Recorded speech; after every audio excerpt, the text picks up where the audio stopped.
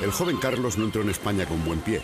Su primer desembarco, como una premonición, no fue en el lugar previsto, en Santander, sino que por el mal tiempo, la armada llegó a Tazones, en Asturias, retrasando el viaje.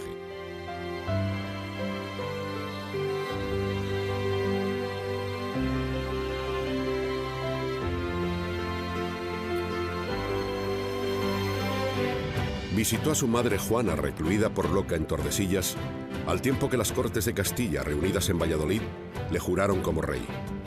Pero el hecho de no hablar español y rodearse de una corte flamenca enconó la susceptibilidad castellana y hubo levantamientos en las ciudades.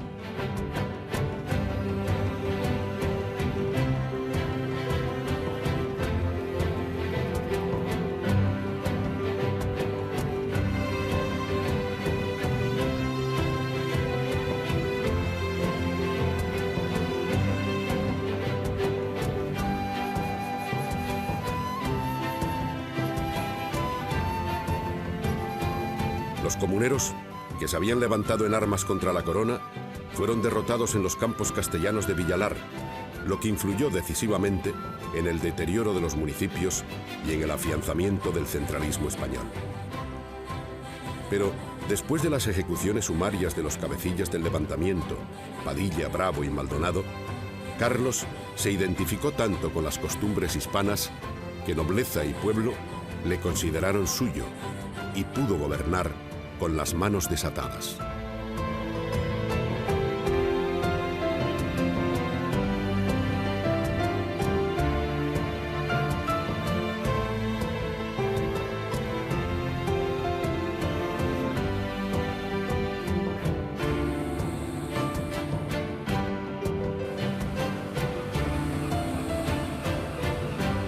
La más grave dificultad para que bajo el mandato del emperador Carlos España prosperase fue, además de las guerras de Europa, el desangre de brazos en Indias y la inexistencia de una infraestructura burguesa que capitalizara tanto oro americano como llegaba.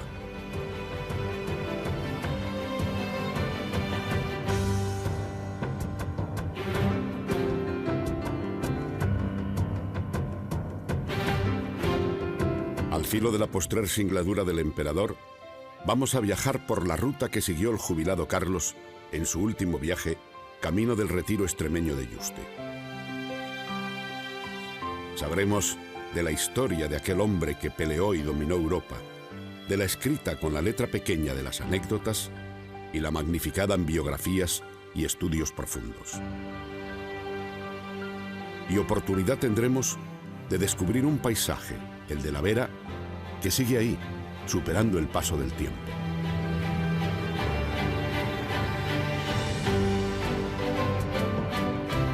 En su devenir de siglos, continúa siendo el mismo lugar de refugio y descanso de cuantos buscan la lejanía del mundanal ruido. Prefieren oír el rumor del agua de las fuentes, escudriñar en los secretos de callejas, plazuelas, casonas y rincones. De cuantos buscan descubrir las excelencias gastronómicas que proporcionan estas gargantas y ríos, estas sierras y laderas.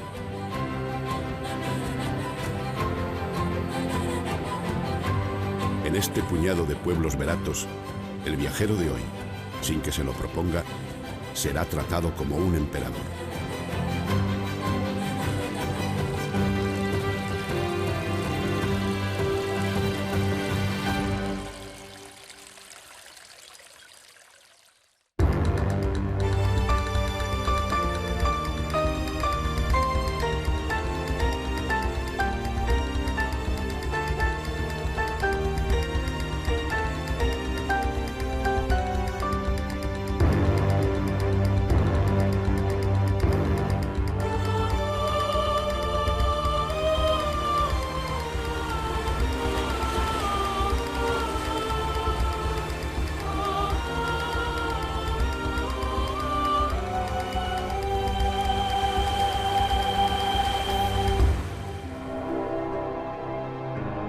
En el año 1551, ya retrataron al emperador como hombre de 51 años que padecía muchas dolencias.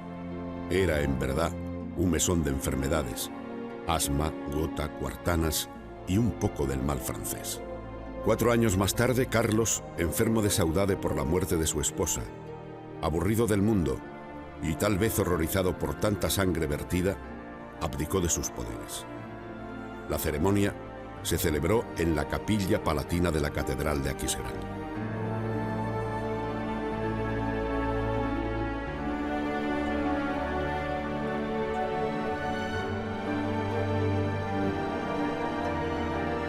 Reconociendo errores por arrogancia y despreocupación juvenil, pidió perdón y dice en las crónicas que el llanto represado le pudo. Lo que el sol es en el cielo, eso es el emperador en la tierra. Era un sol en el ocaso que buscó un poniente de ascuas en sierras perdidas. Su hijo Felipe le encontró retiro en la Extremadura profunda. Posiblemente Carlos, desilusionado de todo, no discutió el lugar buscado por su hijo que, tal vez, eligió para su padre una lejanía en la que no cupieran tentaciones de recuperar el poder voluntariamente cedido.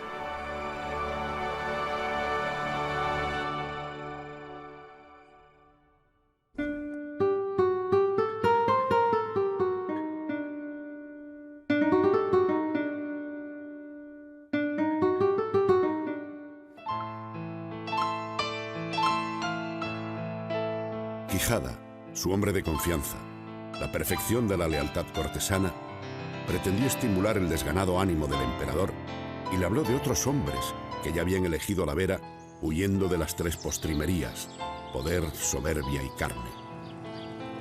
Os hablaré de cómo surgió allí el convento que habéis elegido. ¿Qué me han elegido? Ha tiempo que unos caballeros abandonaron Plasencia huyendo de su influencia pecaminosa y se llamaron Hermanos de la Pobre Vida. Viviendo en un paisaje agreste, pedían pan por los poblados y comían bellotas y frutos silvestres. A veces encontraron colgadas en las ramas de los árboles perchas de perdices y conejos. Excelentes manjares y son bien guisados. Un hermano de la Pobre Vida comprobó que la benefactora era mujer de mucha alzada, blanca y rubia, entre campesina y diana cazadora. Los compañeros de comunidad encarecieron al hermano investigase sobre la tal mujer. Y disfrazado de pastor, la rastreó hasta divisarla encaramada en los picos de un monte. Intentó ella atraerle con gestos obscenos, pero el hermano de la Pobre Vida huyó muy aturdido. Un pedrusco, lanzado con honda, le golpeó la cabeza. Esta tierra que me proponen ofrece tales peligros que ni en las Indias.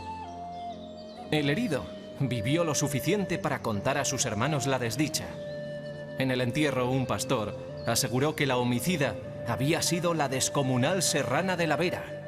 ¿Deseáis distraerme, amigo Quijada, con una novela pastoril?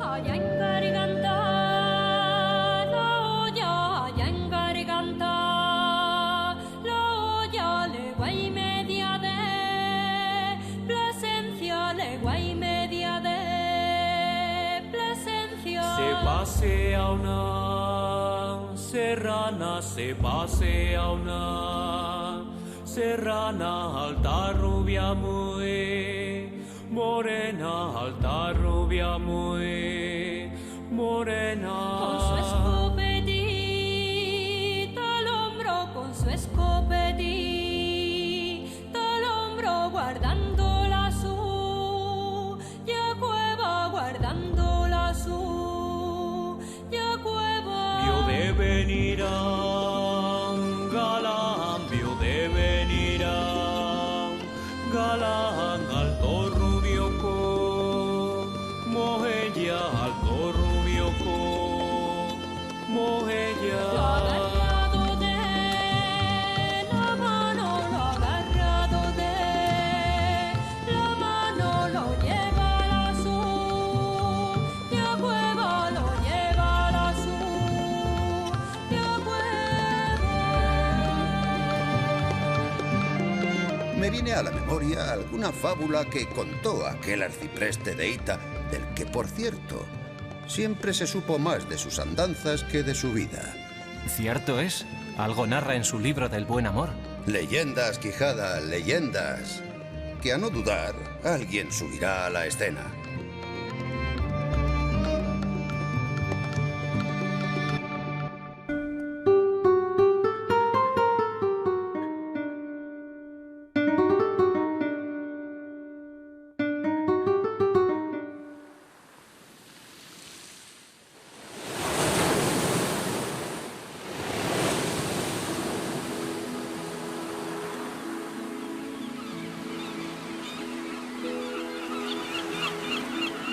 Escoltado por decenas de naves, llegó Carlos a Laredo un día de otoño.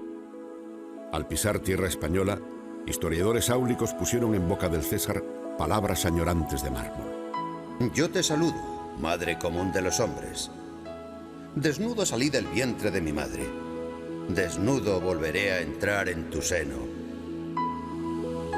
Toda la historia del último viaje por España del emperador Carlos en busca de su retiro de Yuste se ha convertido hoy en una de las más apreciadas rutas turísticas de nuestro país, que buscan cada año miles de viajeros.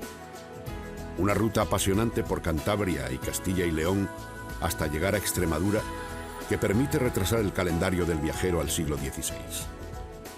Un recorrido que se llena de fiestas y actividades que conmemoran el hecho, a la par que invita a visitar pueblos y ciudades y disfrutar de las excelencias de buenos aposentos y magníficas mesas.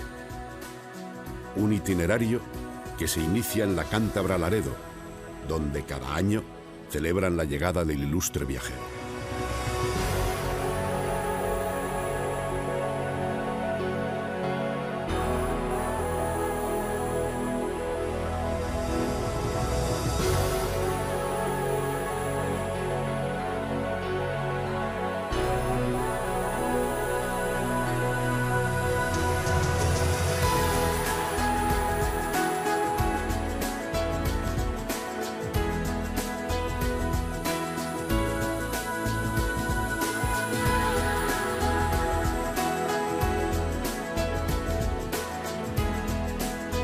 Muy cerca del puerto laredano, tan usado por la realeza castellana, se encuentra Colindres, donde viviría años más tarde doña Bárbara Blomberg, y allí moriría 39 años después del fallecimiento en Yuste del monarca, a quien vinculó, en buena medida, toda su existencia. Dicen que fue la última pasión de su vida y, además, la madre de don Juan de Austria. Sus restos mortales fueron inhumados en el interior del monasterio del Monteano, y su nombre quedó vinculado para siempre a Laredo, a Colindres y al cenáculo franciscano.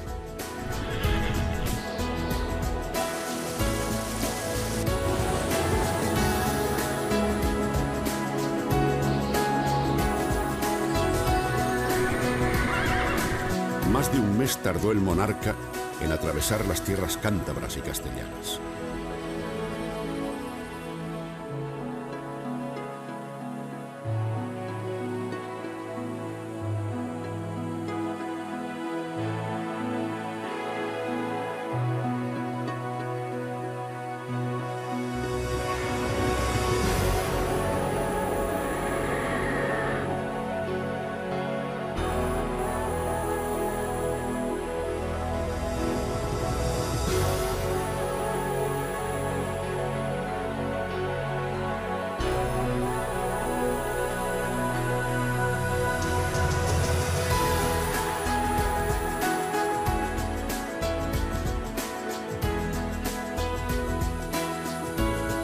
Crónicas y cartas dan cuenta de dónde y cómo descansaba, normalmente en casas de amigos nobles.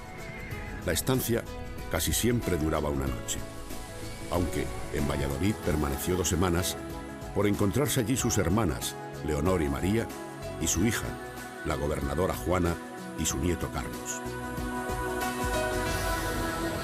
Finalmente, la comitiva del emperador encaró los severos riscos de Gredos.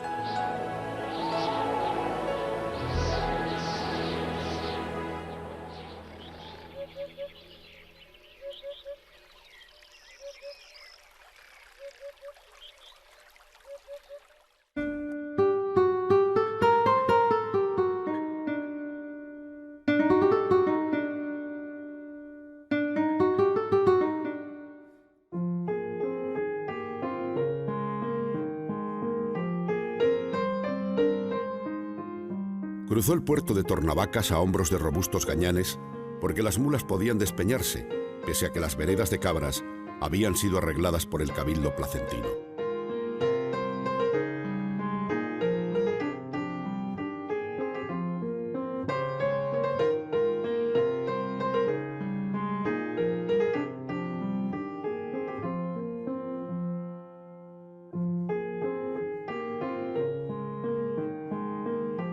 Los campesinos de Guijo se disputaron el honor de transportar la silla en andas por desfiladeros que se miraban en los abismos.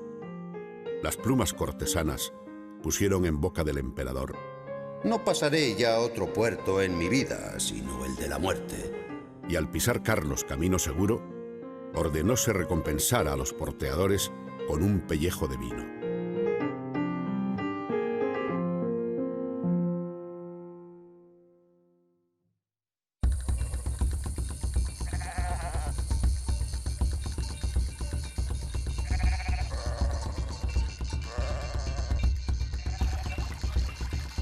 Era Extremadura el corralón de invierno de la Mesta, con montes en donde había osos y mucha caza, y allí acudían los reyes para monterías aparatosas. Tierra sin caminos reales, tejida de cañadas, cordeles y veredas, pero con el tosco sayal de campesina, que así describió Machado la dehesa, donde se incrustaban valles horacianos y lugares semitropicales.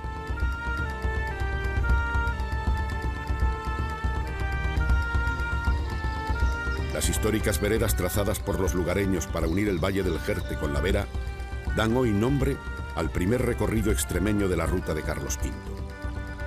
Un viaje que, repasando la historia, pasa por parajes inimaginables que tienen al Valle del Jerte y la Vera como protagonistas. Tierras de apasionadas aguas cristalinas que vienen de las sierras de Gredos y trazan, en las rozas graníticas, caprichosas gargantas por donde el agua circula o salta, formando espumosas y pequeñas cascadas.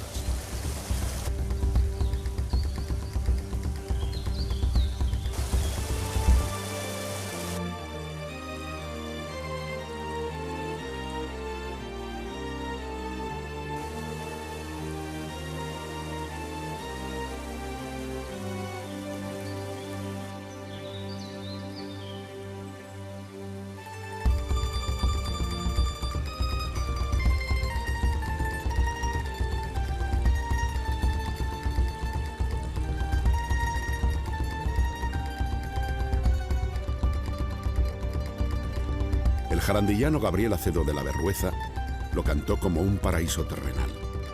Y de Jarandilla, la capital verata, escribió: lugar que por ameno en todo el mundo, el nombre mereció de Sinsegundo.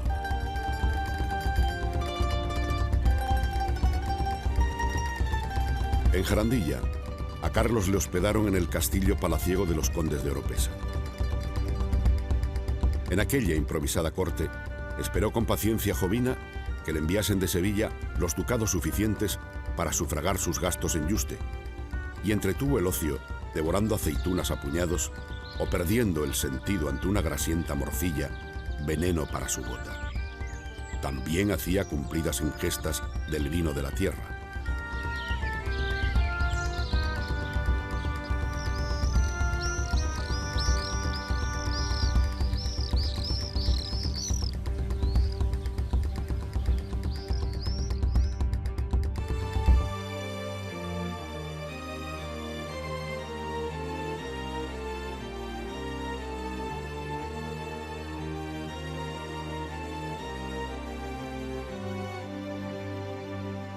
Un noble flamenco, miembro de aquella corte nómada, dijo: lo mejor del mundo, España; lo mejor de España, la Vera; lo mejor de la Vera, Jarandilla; lo mejor de Jarandilla, la bodega de Pedro de Acedo de la Berrueza. Allí quisiera que me enterraran. Hoy Jarandilla, capital cultural de la Vera, es una población moderna, bien comunicada, que celebra la estancia del emperador con actos culturales y rutas camineras.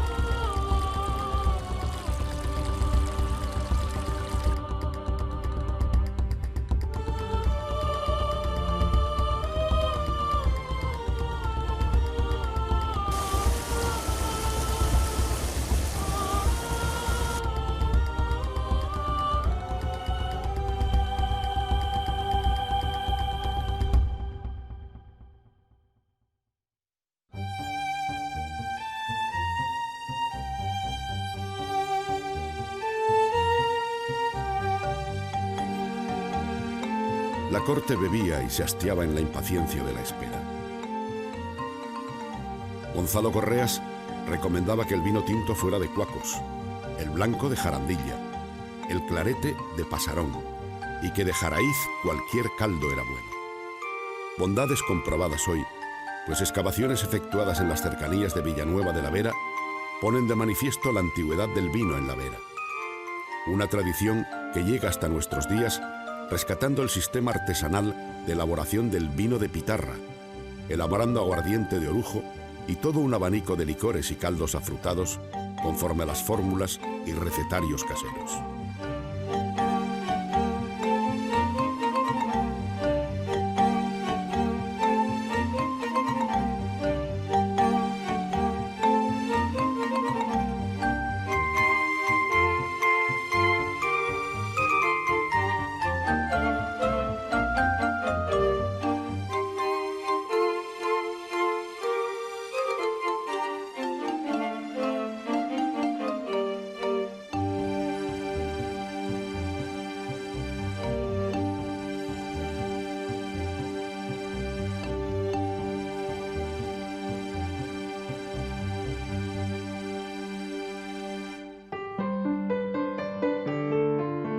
El fiel Quijada trataba de incentivar el ánimo del dueño del mundo. ¿Cómo se compaginará ese paraíso terrenal con la ascética jerónima? En la Vera, señor. El geógrafo Estrabón ubicó los Campos Elíseos, paraíso final de dioses y hombres justos. ¿Es cierto entonces lo de las truchas gigantes y lo de toda clase de caza, racimos de uvas con granos como nueces? Estamos, señor, en una tierra de mucha leyenda e historia. Es comarca tejida de calzadas romanas, con puentes y castillos medievales. Mirad, en sentido contrario al camino que seguiremos hacia Yuste, hay pueblos de singular importancia. Aquí cerca está Losar, que es un lugar dedicado a los trajines del comercio de lanas y telares con la vecina Béjar. Luego, Robledillo, afamado por sus quesos de cabra. Viandar, que parece ser un pequeño y hermoso laberinto de calles y rincones. Talaveruela, que dicen rebosa de naturaleza. Importante es Valverde, donde conservan en la celebración pasional de Semana Santa el viejo rito de los empalaos. Y tiene 2 centurias, y más, pues parece estar su origen en las tradiciones de los primitivos pueblos guerreros que por aquí vivieron y pelearon. Luego están Villanueva, con un hermoso caserío, como corresponde a estos tiempos, y Madrigal, donde dicen que el agua fluye por unos campos que se mantienen casi verdes todo el año. Vuestras palabras, viejo amigo, traen cierta ilusión a mi desgana. He pisado tantos escenarios cortesanos que me seduce ese convento perdido donde haré memoria. Por aquí, el campo huele, señor, a tomillos y mentas de alfombras procesionales. El 16 de enero del año 1557 llegaron los ducados sevillanos y la comitiva partió de Jarandilla a Yuste.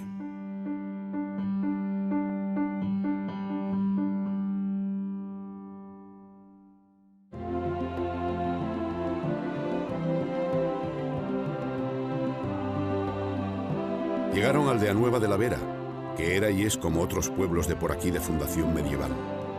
En sus calles, que aún conservan un cierto aire misterioso de otros tiempos, se levantan típicas construcciones veratas. Hoy, como tantas otras poblaciones de la comarca, se ha hecho famosa en el mundo por su pimentón, que se presenta con denominación de origen protegida Pimentón de la Vera.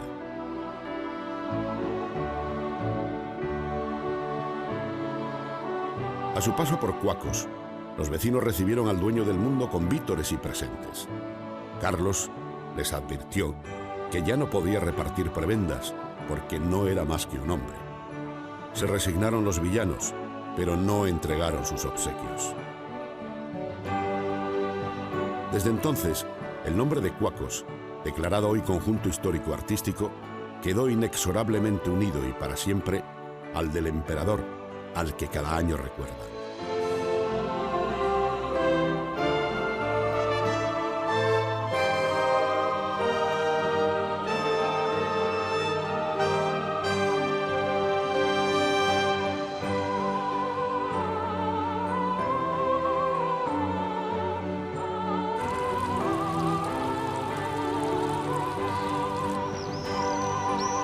En el nombre del emperador ha surgido una importante industria del sector de servicios que cuenta con hoteles, casas rurales, campings y variados restaurantes.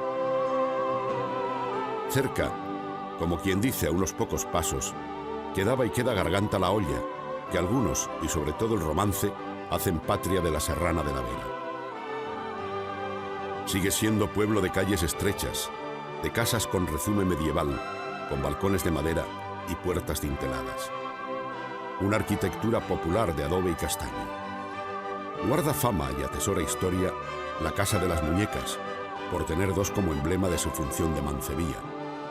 Dicen que Carlos, durante su estancia, hacía la vista gorda al lenocinio, y aún otros opinan que se construyó por iniciativa del propio emperador para satisfacer el rijo de la soldadesca.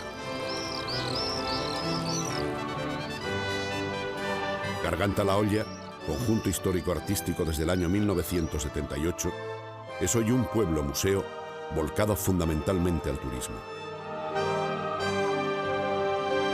A un paso también Jaraíz, el foco industrial y comercial de la comarca, además de su población más grande. Tiene aquí su sede el Consejo Regulador de la Denominación de Origen Pimentón de la Vera. Categoría de excelsas adquieren sus truchas, su cuchifrito y el moje de peces. Cualquier momento del año es bueno para degustar tan preciados manjares, pero especialmente en el mes de agosto, cuando se celebra la fiesta del tabaco y el pimiento. Torremenga y Collado están muy cercanos a Jaraíz.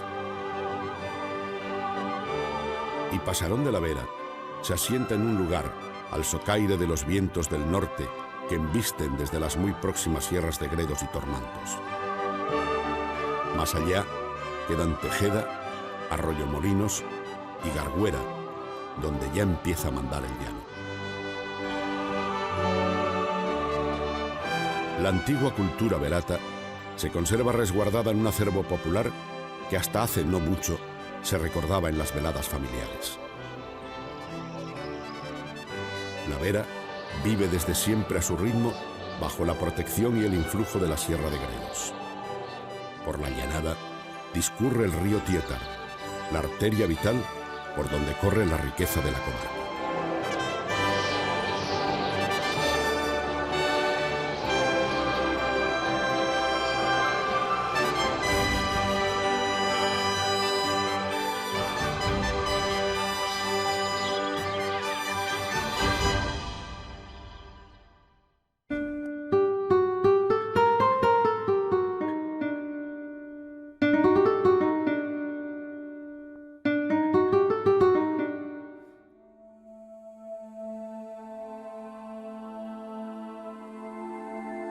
Entre bosques y arroyos aparece el monasterio de Yuste como un tesoro escondido.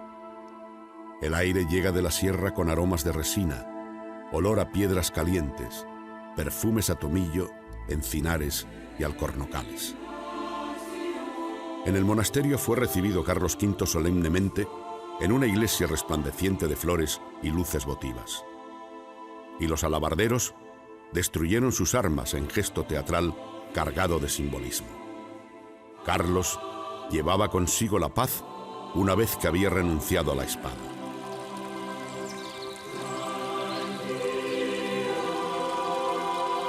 Concluido el solemne recibimiento, tomó posesión de su casa. Un viejo poema la describió así: grande celda para un fraile, corto albergue para un César. Fray Prudencio de Sandoval escribió que Carlos vivió tan pobremente que sus aposentos más parecían propios para la soldadesca.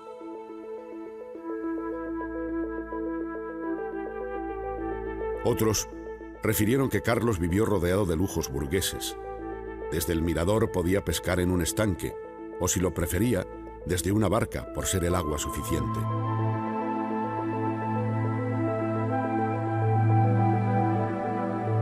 Muebles de cuero y nogal y silletín de cuero para descanso a su pierna gotosa. Por todas partes, almohadas rellenas de plumón de ganso, y calzaba zapatillas de suave paño forradas de plumas. En las estancias se quemaba incienso. Paseaba en una mula de dócil tranco y para montarla se le había construido un poyo cercano a sus habitaciones.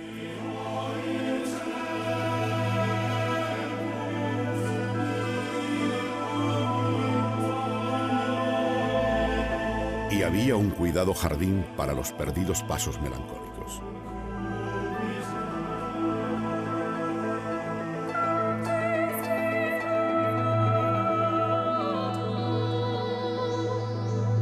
E hicieron fama sus comidas pantagruélicas porque, de cualquier lugar de España, le acercaban delicadezas que cebaban su gula. Un biógrafo refirió que llegaban al monasterio mulas con ostras, lenguados y langostas del Atlántico, bogavantes del Mediterráneo, foie gras y salmón ahumado de los Países Bajos. Sobraban los alimentos y los frailes lo agradecían, hasta que llegó el visitador de la orden para prohibir unos regalos que favorecían la molicie.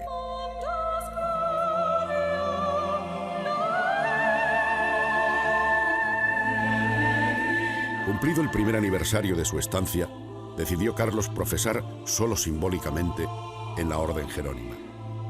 Quiso, pero siempre quiso a medias, este Hamlet flamenco que se llegó a Extremadura a preparar su muerte sin renunciar al disfrute de la vida. Deseaba salvar su alma sin martirizar más su cuerpo. Quería ser asceta, pero se le escapaba la vena dionisíaca.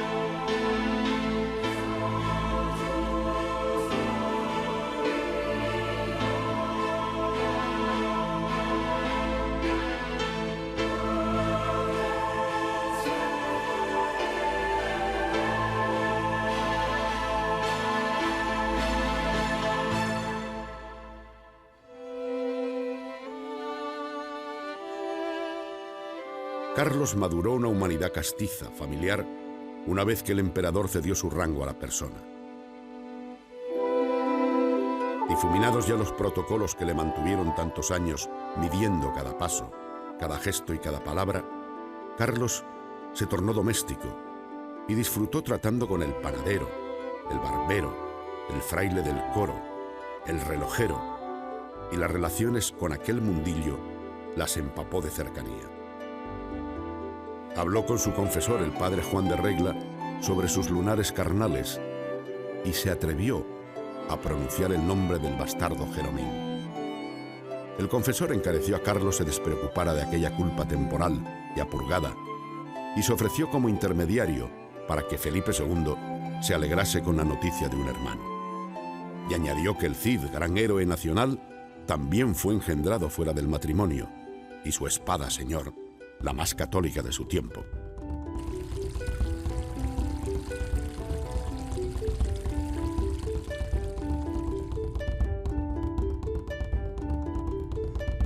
A Carlos, esta conversación le trajo paz, pero también acrecentó sus deseos de verle. Cuentan historias que algunas tardes el melancólico padre se acercó en mula hasta Cuacos, donde residía, y buscando una lejanía suficiente, observó los juegos del bastardo con la chiquillería. Hasta que un día, Jeromín, el futuro Juan de Austria, vencedor en Lepanto, fue conducido hasta el monasterio, y Carlos devoró al niño con ojos turbios por la emoción.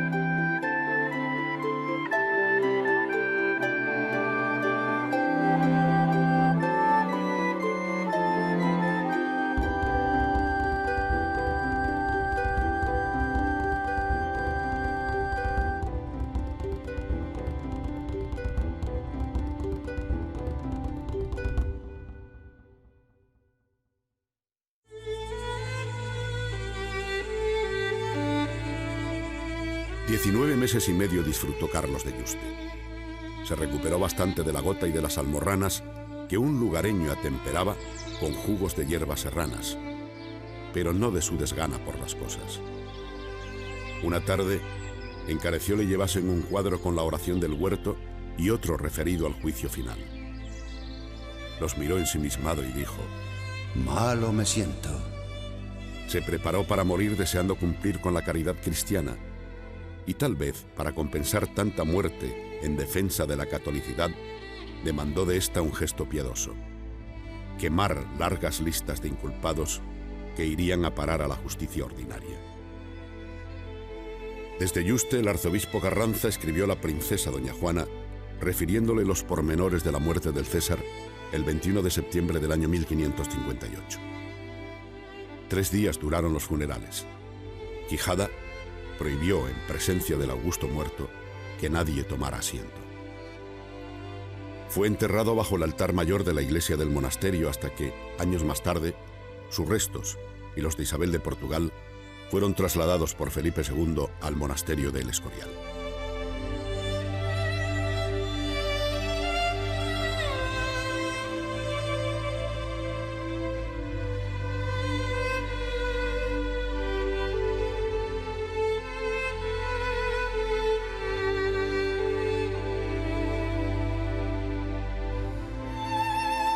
Ciro Bayo habló de Carlos en El peregrino entretenido. Un hombre entre loco y héroe, un Quijote imperial. Un hombre empeñado en establecer la monarquía universal, que todo lo veía a través de este prisma fantástico. Nació duque de Borgoña, fue rey de España, llegó a emperador de Alemania, y ni fue valón, ni español, ni tudesco.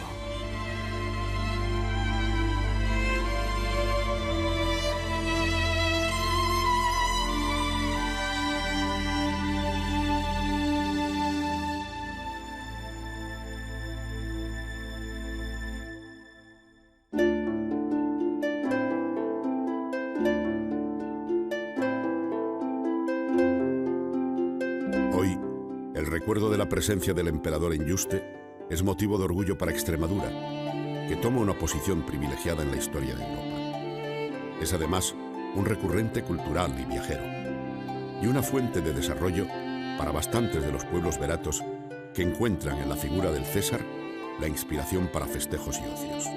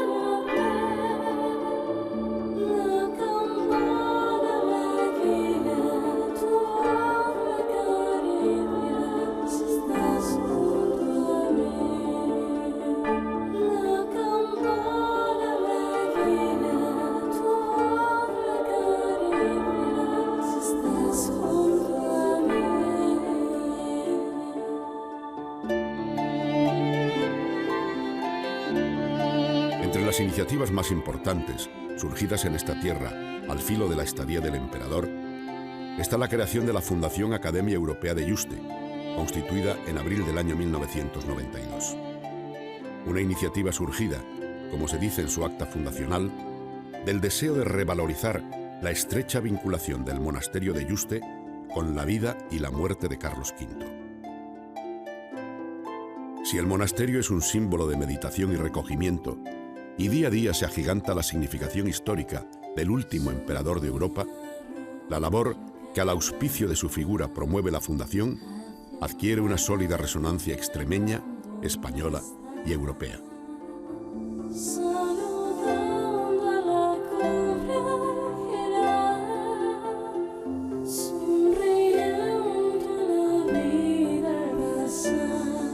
Carlos cerró en Yuste el último capítulo de su historia personal, al tiempo que dejaba abierto un proyecto europeísta que, si por una parte constituyó el plan más acabado de unificación de la cristiandad durante la Edad Media, por otra fue la idea de un cosmopolita que rigió pueblos tan distintos en sus lenguas y costumbres como eran belgas, holandeses, alemanes, italianos, castellanos y aragoneses.